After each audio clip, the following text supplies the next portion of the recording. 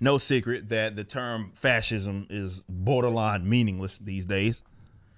And you know, there was a time when I had said that there pointing out these like examples of fascism. Let's say that, not just over the course of history, recent modern history, but like fairly recent history when you consider what the response was to COVID. Now, there are a lot of stupid people in this world. We know this. It's not a secret. It is, a lot of stupid people, and the internet certainly has exposed a lot of dumb people. Okay. And I've documented how the COVID response has been a further creep into fascistic, or examples of rather fascistic forms of government. And the hilarious thing is that when Biden does the same thing, right?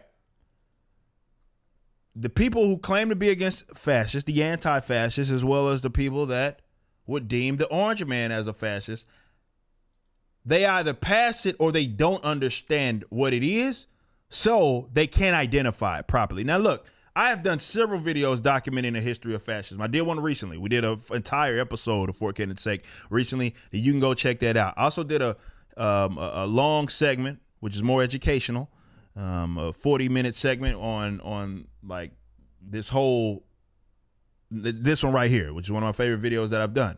Nazis are socialists. And I go through the history of fascism there, and you guys can check that out, historic documentation. But the recent one, which I think the title of the recent video is like, I've set the communists, and I go through the doctrine of fascism. A lot of people.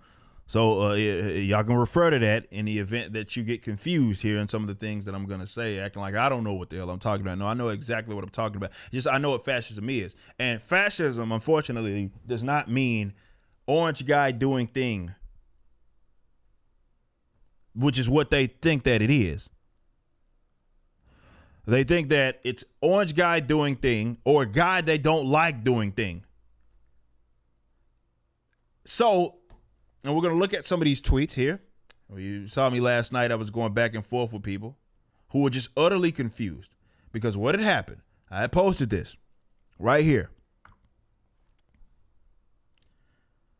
As documented by the NBC, President Biden signs executive actions on coronavirus response, including invoking Defense Protection Act to direct all federal agencies and private industry to accelerate the making of and everything that's needed to protect, test, vaccinate, and take care of our people.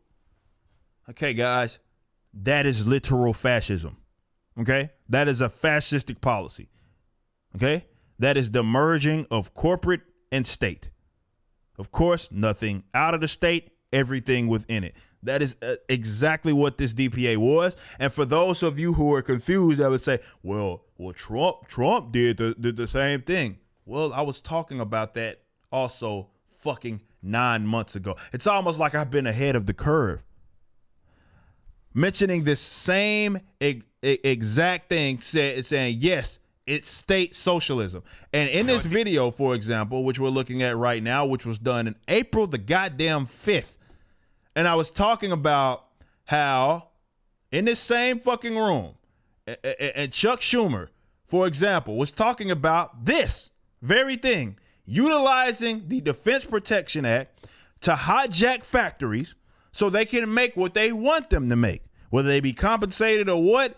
The idea is that the state can take over an entire industry, and as long as it's for what they want it to be for, then it's all fair game. That is what fascism is, okay?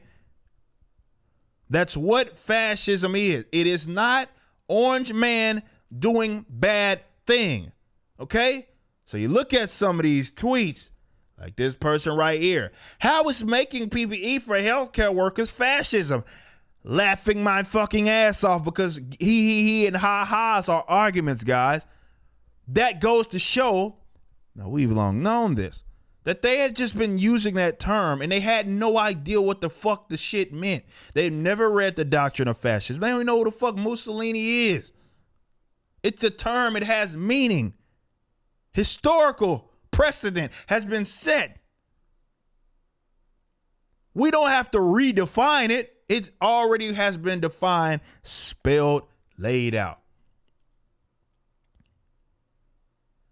But they think, hey, government does what I do or what I want them to do. Therefore, that can't be fascism. We're doing it in the name of helping people, right? It's just to get PPE to hospital workers. It's just to get the vaccines rolled out. It's just to get this, help this person, help that person. Yeah, the people that were advocates of fascism were also doing that. Do you not understand? Right? That's because that has nothing to do with it. It's not defined by whether you want them to do it or whether you don't want them to do it. It's the merging of the corporate and company and state. That's what it is. Nothing outside of it, everything within it. That's what it is. That's what fascism is. And this is why it's been ahistorical for people to put socialism, communism on the opposite side of fascism. Number one, considering that fascism is specifically a collective. It's not an individualist philosophy, which is the only linear economic spectrum that makes sense anyway, right? Because putting it on the opposite side doesn't make sense when one's both of them are collectivists, like literally collectivists, not me saying they're collectivists. No, that's what they said. As like, if you read the doctrine of fascism, they talk about the previous century being like for modern liberalism, talking about like the classical liberalism, how we know it. That was the time for liberalism. This is the time for collectivism. That's literally in it, right? Whereas that was for the liberalism was for the individual. Fascism is for the collective or for the government, right? That's what they said. That's literally in the doctrine of fascism by Mussolini and both Giovanni Gentile. Not my opinion, right? You can go read it. It's up free. Go watch it. Go read it online. It don't take my word for nothing, right? So what is it's a collectivist philosophy, right? That's what it was. Not my opinion. Yes, merging of corporate interest and state is a fascistic policy. And every single time, whether it be a Hitler, if you consider that fascist, Mussolini's Italy. Yeah, FDR as well. I mean, you want to get really technical, talking about FDR admiring their forms of government, considering, they went to war with fascists. That doesn't, look, I done told y'all historically, socialists have always been at war with each other. That's not anything new. Happened in the Russian Civil War. It's happened time and time throughout history. Nonetheless, they have no idea what fascism is. They just thought that it was something that they could use as a term to demonize their opposition. So when it does come along in their form, it's like, well, we're trying to help other people. Hell, we can't be fascists. Like right here, we have another one that says, where is it at? Making PPE for healthcare workers is fascism. They're confused. It's like, well, we're doing it for helping the other people, right? We're going to hijack the factories. We're going to hijack private industry for the sake of helping other people. It can't be fascist. If you knew what fascism was, you'd understand that's exactly what it is. And I was calling it that 9 months ago for the same exact Korean wartime act that Chuck Schumer and company and Trump have been trying to utilize so they can basically hijack people's private industries to do what it is that they want.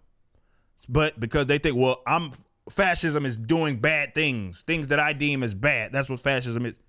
That's not what it is. It's never been that way. Okay? So, that being said, you know that these guys have absolutely no idea what the fuck they're talking about. They get to vote, unfortunately. They're very stupid people. They get to vote. This is why democracy is not a good thing. But see, what's most important, I mean, they're being hypocrites. We can say that all day. I've told you that they're on some Eddie Guerrero tactics. It doesn't matter how much you point out how much hypocrites that they are, because nobody cares. They don't. They would do exactly what they claim the opposition is doing.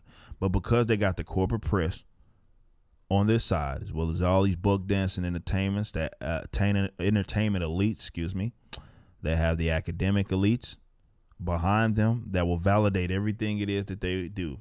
It does not matter that they're hypocrites. It does not matter that they are advocating something or wanting to do something that is antithetical to what they have been lecturing you for the last 4 years about fascism and being fearful of fascism. Because they are authoritarian in nature, collectivist authoritarian in nature. It's just what they do is deem what they want as helping the common man, which is very, very similar to what both Mussolini and Hitler was doing, specifically Hitler, right? Dictators or totalitarians or people that end up murdering their own constituents, their own people that are within their own geographical area that they rule over. Almost none of them have come about by way of saying they were going to do what they did directly, meaning that I am going to have ethnic cleansings or something like that. That's not what they did. It's always, hey, I am here to help my fellow man. I'm here to help my fellow man. I'm here to help everybody else. No.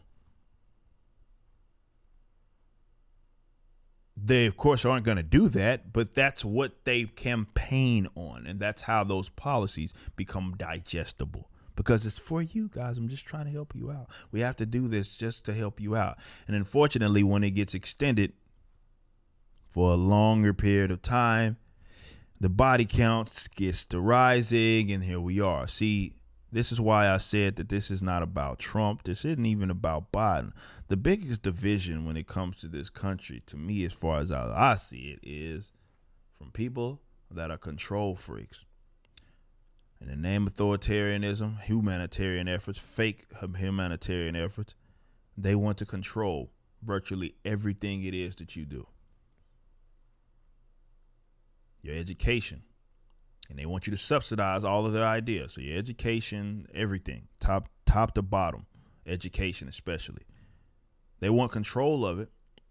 They want you to subsidize it. So rob you via taxation to pay for it, or rob your future generations, your kids, for the sake of paying for it, right?